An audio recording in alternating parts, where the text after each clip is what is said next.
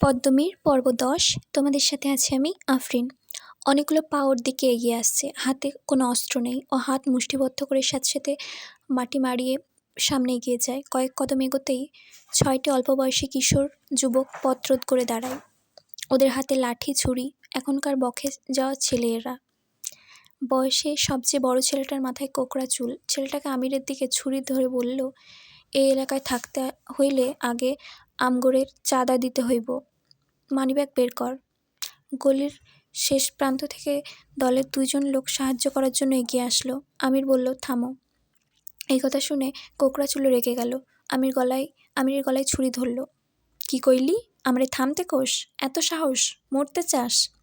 আমির মজা পাচ্ছে। ও আত্মসমর্পণের সিদ্ধান্ত নেয়। পকেট থেকে মানিব্যাগ বের করে ছেলেটির হাতে দেয়। সেখানে ২টো ৫০০ টাকার নোট ছিল। ছেলেগুলো খুশি না হয়ে বিস্মিত হলো।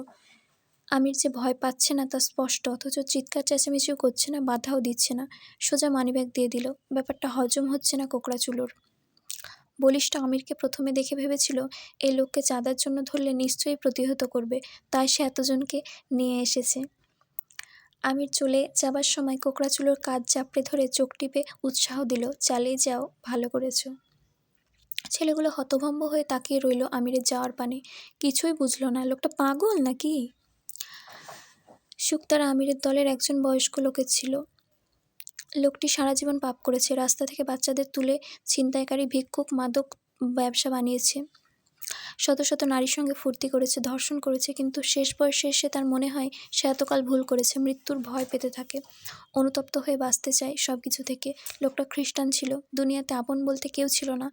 পাদ্রির কাছে সব স্বীকার করে পবিত্র হওয়ার অভিলাষে যখন উপনীত হয় আমিরের কথায়, তার লোকবল এই বাড়িতেই লোকটিকে শ্বাসরোধ করে হত্যা করে। তারপর থেকে বাড়িটি পড়ে আছে। মাঝে মাঝে আলমগীর আসে এখানে। স্থায়ীদের বলেছে লোকটি তার আত্মীয়। এই বাড়ির উত্তরাধিকার বলতে কেউ নেই। তাদের কোনো প্রয়োজনে অবাধে প্রবেশ করতে পারে এখানে। আমির শুকতারার গেট পার হয়ে ২য় তলায় ওঠে। পদ্মজার কোনো সাড়া শব্দ নেই। সে ভয় পেয়ে যায়। দ্রুত রুমে প্রবেশ করে। পদ্মজা ঘুমাচ্ছে।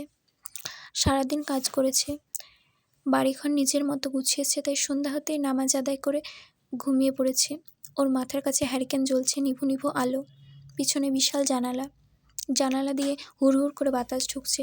ঠান্ডায় গুটিসুটি মেরে আছে পদ্মজা। আমির পাতলা কাঁথা টেনে দেয় ওর গায়ে।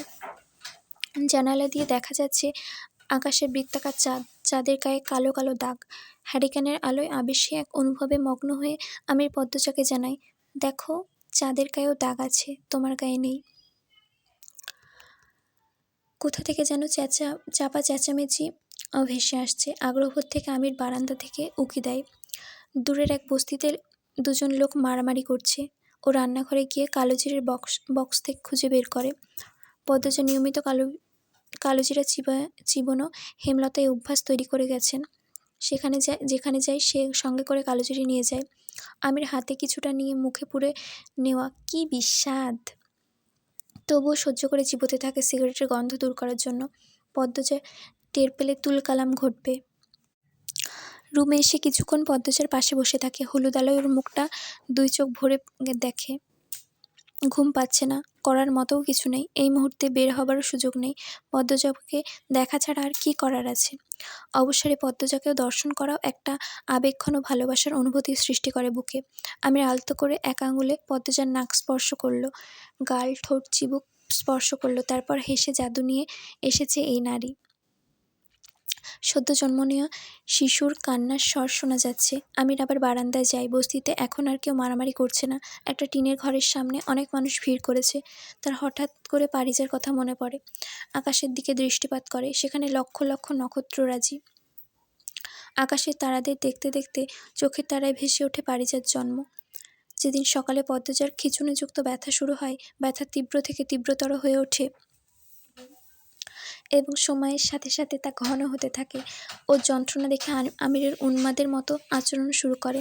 দিকদিশা হারিয়ে ফেলে। প্রসব বেদনা সম্পর্কে কোনো ধারণা না থাকায় ওর মনের কোণে বাজতে থাকে, পদ্মজা হয়তো মারা যাচ্ছে। হাসপাতালে পৌঁছাতেই ডাক্তাররা পদ্মজাকে কেবিনে নিয়ে যায়। সে তখন ২০টি হাড়ভাঙা ব্যথার সমান যন্ত্রণায় ছটফট করছিল। আমির ভেতরে যেতে চাইলেই তাকে আটকে দেওয়া হয়। বাহির থেকে পদ্মজার আর্তনাদ শুনে আমির চিৎকার করতে শুরু করে। ওর ব্যথা কমছে না কেন? ওর ব্যথা কমান, ওষুধ দিন। এখানে কি ভালো ডাক্তার নেই? যত টাকা লাগে আমি দেবো, ওর ব্যথা কমান। ফরিনা, আলমগীর, লতিকা, মসজিদ এরা উপস্থিত ছিল। কেউ আমিরকে শান্ত করতে পারছে না। তার চিৎকারে কেবিনের সামনে ভিড় জমে যায়। পুরো হাসপাতালে একটা মাত্র চিৎকার বাজছে, ব্যথা কমাও, ওর ব্যথা কমাও। এখনও কেন কাঁদছে? ডাক্তার এতক্ষণ ধরে কি করছে? আমার বউয়ের কিছু হলে আমি সবটাকে জেলের ভাত খাইয়ে ছাড়ব। ওর চিৎকার চেঁচামেচিতে অতিষ্ঠ হাসপাতাল কর্তৃপক্ষ মামলার হুমকি দেয়। একটা বিশৃঙ্খলা সৃষ্টি হয়ে যায়। আলমগীর আমিরকে বলে, আমির কি করছিস? মা হতে চাইলে এরকম ব্যথা তো হবেই, এটা স্বাভাবিক। ফরিনা তসবিহ পড়ছেন। তিনি চেয়েছিলেন ধাত্রী দিয়ে এই মুহূর্তটা পার করবেন, কিন্তু আমির বর দিয়ে হাসপাতালে দৌড়ে চলে এসেছে। কে জানে কি হয়। এসব ডাক্তারকে তিনি বিশ্বাস করেন না। একসময় পদ্মজার কান্না থেমে যায়। শিশুর কান্নায় মুখরিত হলো চারপাশ। আলমগীর সঙ্গে আমিরকে জড়িয়ে ধরে উচ্ছ্বসিত হয়ে বলল, বাবা হয়ে গেছিস। অজানা এক শিহরণে আমিরের গায়ের লোমকূপ দাঁড়িয়ে পড়ে। একটা অদ্ভুত অনুভূতি হতে থাকে। দ্রুত পথে প্রথমে পদ্মজার সঙ্গে দেখা করলো। পদ্মজা হাসছে। তার হাত ধরে চুমু খেয়ে আমির বলল, ঠিক আছো? পদ্মজা মাথা নাড়ালো। দুর্বল গলায় কোনো মতে বলল, ও এসেছে, আমাদের কাছে চলে এসছে। আমির যখন পারিজাকে দেখল, একটা সংকোচ আষ্টেপৃষ্টে জড়িয়ে ধরল তাকে। মনের ভেতর ঘুরপাক খেতে থাকলো এই আতঙ্ক। এই হাত দিয়ে নিষ্পাপ শিশুটিকে স্পর্শ করলে যদি অপবিত্র হয়ে যায়। পিতা সন্তানকে কোলে নিচ্ছে না, ব্যাপারটা দেখে সবাই তখন বলাবলি করছিল। তখন আমির সদ্য ভূমিষ্ঠ সন্তানকে বুকের কাছে আঁকড়ে ধরে। সেদিন কি যে বুঝেছিল, তার ছোঁয়ায় ফুটফুটে শিশুটিকে সত্যিই কালো অন্ধকার ঘিরে ফেলেছিল চারদিক থেকে।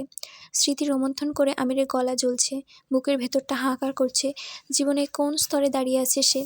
সর্বক্ষণ চিন্তা, ভয়, আতঙ্ক, আফসোস, চাপ, আক্ষেপ, ঘৃণা ঘিরে রাখে। পদ্মজা ছাড়া সুখ বলতে কি আছে তার?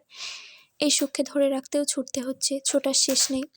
দুটো হাত পেছন থেকে জড়িয়ে ধরতেই আমি শান্ত হয়ে যাই। পদ্মজা ঘুম ঘুম চোখে বলল, কি করছেন? আমির না ফিরেই বলল, তারা গুনছি। কয়টা গুনলেন? আমিরের পিঠে মাথা রেখে চোখ বুঝল ও। আমির বলল, 70টা। কখন ফিরেছেন? অনেকক্ষণ আগে। আমিরের গায়ে ওম গভীরভাবে অনুভব করার জন্য পদ্মজা আরও শক্ত করে জড়িয়ে ধরল তাকে। আমির আকাশের দিকে চোখ রেখে বলল, মাঝে মধ্যে কি ইচ্ছে করে জানো? কি? তোমাকে নিয়ে হাঁটতে বের হই, সারা জীবন পাশাপাশি হাঁটতে থাকি। কখনো যেন প্রবীণ না হই, তৃষ্ণা না লাগে, হাতে হাত রেখে অনন্তকাল হেঁটে যায়। পদ্মজা হাসল, বলল, অমরত্ব চাচ্ছেন? জনম জনম তোমার সঙ্গে থাকার জন্য অমরত্বই চাই। নশ্বর এই দুনিয়াতে অবিনশ্বর জীবন চাই। আমরা জান্নাতে অনন্তকাল একসঙ্গে থাকবো ইনশাল্লাহ। এ কথায় আমির থমকে যায়, বুকে কিছু একটা বিধে। পদ্মজা তাড়া দেয়, বলুন ইনশাল্লাহ। আমির বিড়বিড় করে, ইনশাল্লাহ। পদ্মজার সামনে এসে ওর বুকে মাথা রাখে। আমিরের হাত দুটো রাতের আলোয় ঠান্ডা বাতাসে বরফের মতো হয়ে গেছে।